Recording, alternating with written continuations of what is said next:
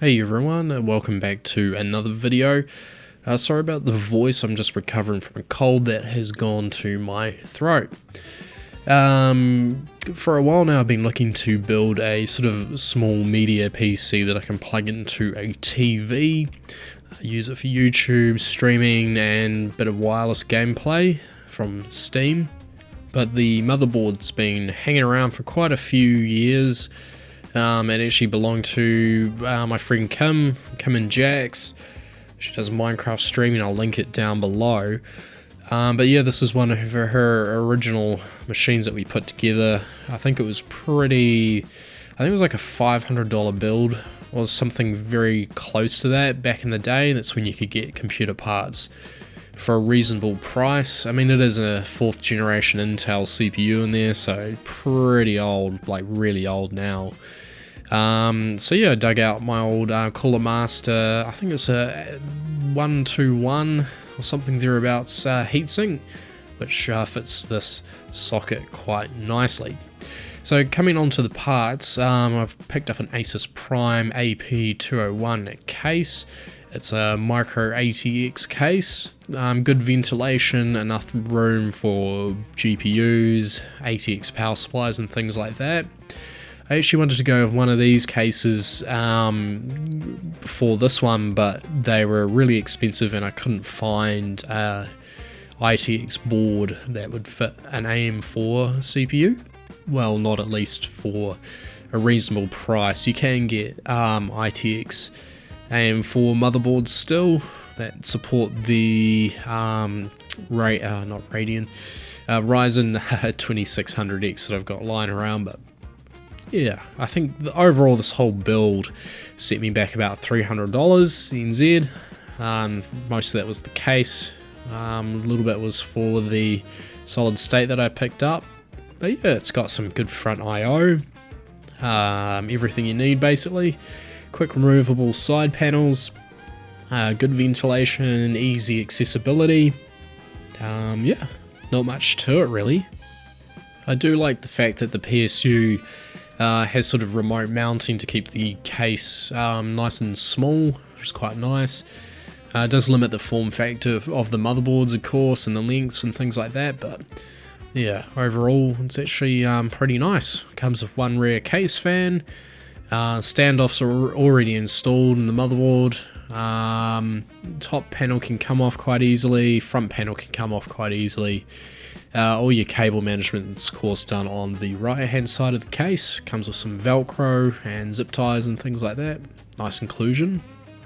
Yeah, overall I'm not too sure of the reviews on this thing. I saw there was a few mixed ones, but it looks pretty easy and standard to build in. So yeah, we'll move on to the parts that we're going to fit into the machine, starting with the motherboard. It's a Gigabyte board, GAH97M-D3H. It supports 4th generation sockets. It's based on the H97 Intel chipset. Supports up to 32 gigs of RAM. Does have USB 3, which is quite nice. Supports UEFI booting. No M.2. It's a bit annoying. So Kim had some memory still left in it, so we got 16 gigabytes of 1600 megahertz Corsair RAM. So we'll keep using that. It was sort of had a mismatch of RAM from my old computer actually in it. And then yeah, we had some RIP Dual, whatever it is, G-Skill RAM. This is actually Ruben's, another friend of mine. This is his memory, and again 1600 megahertz as well, totaling 8 gigabytes. So yeah, overall we've got a fair bit of memory. Got the Cooler Master CPU fan heatsink. This is actually quite a good little combo. I used it on my AMD 2600X CPU. Max 500 watt power supply, nothing too fancy. This was actually in the machine for quite a while as well. It came from one of my old IT jobs. It's been actually quite a reliable power supply, and it should do the job quite nicely for this build. Not too noisy either. The only annoying thing is no modular cables. Well, first job as always, we need to remove the stock Intel cooler, which is done by turning the standoffs counterclockwise and then just pulling the stalks up. These often break, especially when you're inserting them, so yeah, it's just a matter of going around and undoing them. Just using some IPA on a like kitchen towel, just to clean off all the old thermal paste. The CPU that's in this is a i5-4460, pretty weak CPU now, but back in the day it was, you know, not too bad value for money. I've actually got a 4470 i7 that I'm going to be putting in, but during the setup video I couldn't find it, but I did later fit it. To get the new heatsink mounted, it's got a backing plate and some studs that need to go through. This is not a very good design. I remember why I sort of stopped using this cooler. It's very fiddly to get set up, especially the mounting mechanism that you can see sitting on top of the fan on my right. But yeah, once it's all lined up, yeah, you just got to kind of clip it all together. Once I had all the nuts on, I just used a 10mm socket just to snug them all down. You don't have to do these tight. It is of course a computer motherboard, not exactly a car or anything. But yeah, my automotive tools definitely come in handy for this sort of stuff. I was just holding the other side with some pin nose pliers. But yeah, that was a very sturdy mounting surface, at least for the bracket to mount to. Speaking of the bracket, that is very annoying. It's kind of like a scissor bracket.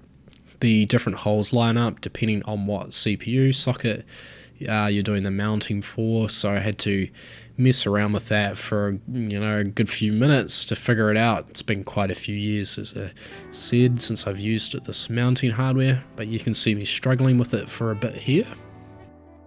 Once the cooler's kind of sitting down there, you have to adjust, as I said, the positioning of the arms as well as the studs. There's about 3 different holes that the studs can wiggle around on, but once you kind of got it set up how it all, you know, should align, then you can kind of remove the whole top of it again, or plonk it down. You can see the scissor mechanism floating around, and I always just get one side of it in first, then the opposite side, start them by hand, and then it all kind of just holds itself together. Again, really annoying, really fiddly. I'm glad that the design of these things has improved a lot more over the years, but yeah, with them all 4 in, we can screw them down.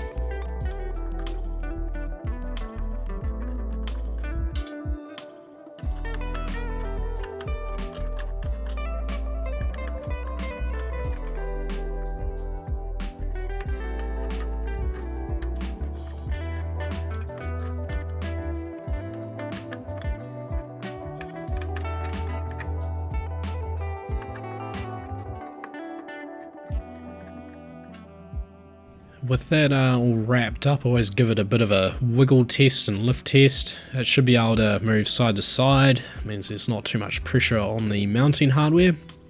Now it's just a matter of clipping the fan back on. It's done by just simply pushing the mounting hardware over the heatsink itself. It is high enough, thankfully, and shallow enough that it doesn't interfere with the memory slots, which I was quite concerned with, so I'm going with the lower ones first.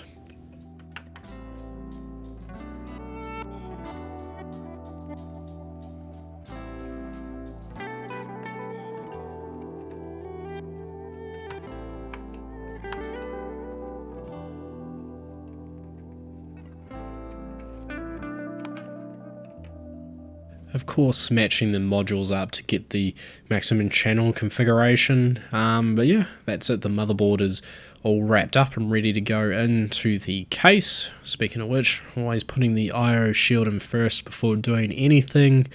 It's very common for me to forget about that, so of course I'm doing that first.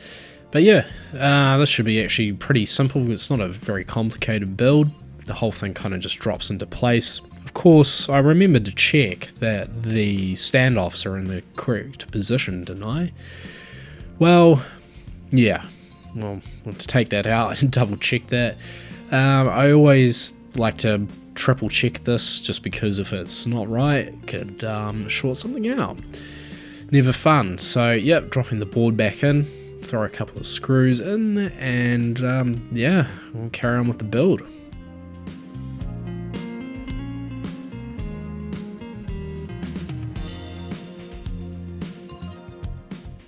Next up, I'm going to fit the power supply. In order to get at the cage, you have to remove a few screws for the beauty cover, or whatever you want to call this. It just hides all the cable management behind it, as well as the power supply, so you don't see it through the side panel.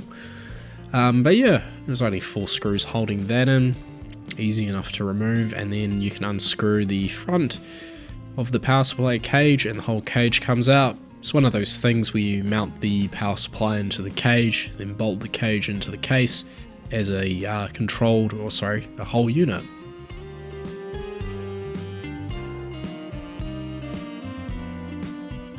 It really helps to screw the screws into holes that have threads in them. Rookie moves as usual. Yeah, that was never going to work.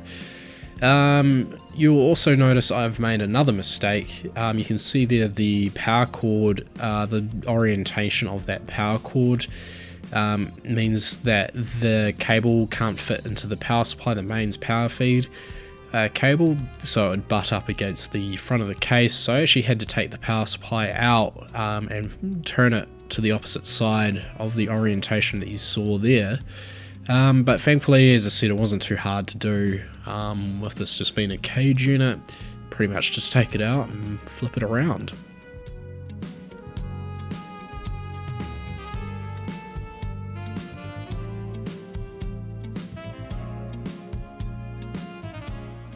This is where that orientation is quite important for the mains power cable, especially in that last shot where I had the power supply back to front in the cage.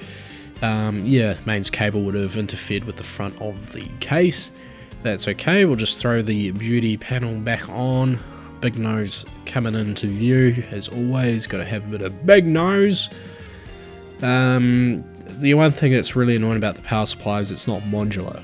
So you've got all the spaghetti of all the cables that you're not going to use, just, you know, stuffed behind the side of the case, but thankfully this seems to have some sort of cable management, which is quite handy.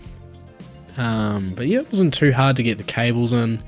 Of course, got to remember that auxiliary 12 volt power cord for the CPU.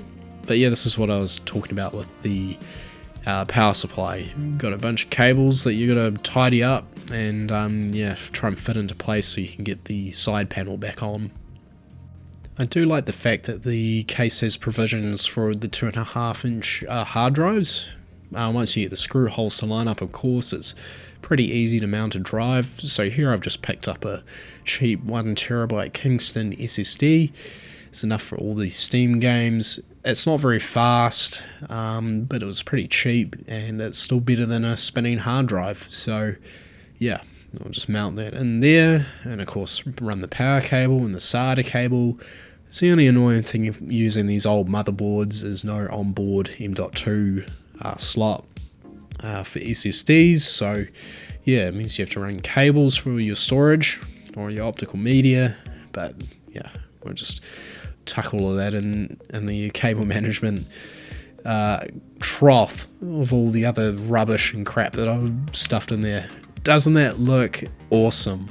Oh, masterpiece. Thankfully you don't see this on the side panel because where I've got the computer mounted, you can't see it once it's all into place. So yeah, great and fine by me. So we'll just stuff that back on there. It's just clipped in, very easy to remove. No screws required for that those side panels. But yeah, we'll carry on with the build. Pretty much getting all the other parts sorted. So I've got a graphics card. It's not a 4070, it's actually my old 1070 Ti that I've had for quite a number of years. It's quite funny, it's actually about the same vintage as the motherboard. I believe all these parts and series came out around that time. I had a 960 actually at that time. But yeah, I really like this GPU. It's an EVGA I forget the sub-model, but it's a really good card. It still played all the latest games. I just really struggled with video editing. Just didn't have quite the video decoding capabilities of a 30 series or a 40 series card. Of course, Adobe Premiere Pro is pretty nutty when it comes to that sort of stuff, so yeah, kind of got phased out. But the card still works good as gold. It's a treat in this case. And of course, power. Look at that, just that one PCIe power connector, no fancy cables, no 8-pin power cables, just literally that's it. And yeah, it all meets the requirements of that 500 watt power supply. It's a pretty low power draw machine. I can always just fit a higher wattage PSU. So yeah, that's the build all wrapped up. There is one part which I'll show here now, which I recorded quite a bit later. I'll show that very shortly, where I fitted a Wi-Fi and Bluetooth adapter. But yeah, overall I actually really like the form factor of this case. It's still a bit bigger than what I wanted, but still it's small enough. Good ventilation, easy to build in, easy to take apart. But yeah, off TradeMe, I picked up this PCIe card. This is a Wi-Fi card I stole out of an old computer at work. It's actually a Wi-Fi AC, Intel Wi-Fi AC card, and Intel Bluetooth adapter all in one. So yeah, I picked up, I think for sub $20, this PCIe 4 to, I can't remember the type of socket that is used in laptops, but yeah, it's literally just a converter card that you can reuse those old adapters in, which is quite nice because I do like having the Intel Wi-Fi and Intel Bluetooth. It's quite stable. But yeah, these are really handy little bits of kit. What I didn't realize is you do need to plug in that USB cable into the board that you see at the back of the board. There's that white slot. That's actually for the Bluetooth because that's USB operated, it seems. But yeah, for the Wi-Fi, pretty easy. It's just nice being able to plug this computer into the TV and have your headphones paired to it via Bluetooth, the computer itself. So it's really good because I can't really have TV sounds blaring. I've got flatmates, you know, that'll be annoying for them, so I always just use the computer with a set of headphones on. But yeah, it's been rock solid over the last few weeks because I built this machine about a month ago from the video footage that you're seeing here. But yeah, we'll just tighten down the coaxial antenna cables. These are quite hard to get onto the Wi-Fi adapter itself, and I robbed the little plastic retaining clip, which you'll see me pushing down on there. That just holds the little antennas down so they don't really go anywhere. And there's the finished product. I can go into the computer in that one available slot. So yeah, with everything in the machine, we'll power it up and do some BIOS configuration. After a brief scare with the monitor being on the wrong source input, it's always a bit of a gotcha, that one. We've got a full post screen, which is quite nice. So yeah, the first thing I'm doing is pretty much setting the BIOS to UEFI mode to get the maximum performance, making sure that all the SATA controllers are all in the enhanced modes. Just making it really compatible with Windows 10. This machine is actually licensed for Windows 10 still. Did the free upgrade back in the day, so the hardware ID is registered with Microsoft. Doing all the XMMP memory profiles to get that full 1600 MHz memory bandwidth.